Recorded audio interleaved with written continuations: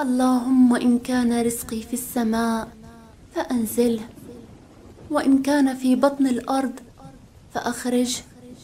وإن كان بعيدا فقربه، وإن كان قريبا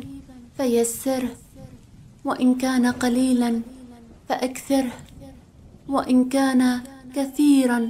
فبارك لي في عدده، وبارك لي فيه يا رب العالمين، إنك على كل شيء قدير. فقلت استغفروا ربكم إنه كان غفارا يرسل السماء عليكم مدرارا ويمددكم بأموال وبنين ويجعل لكم جنات ويجعل لكم أنهارا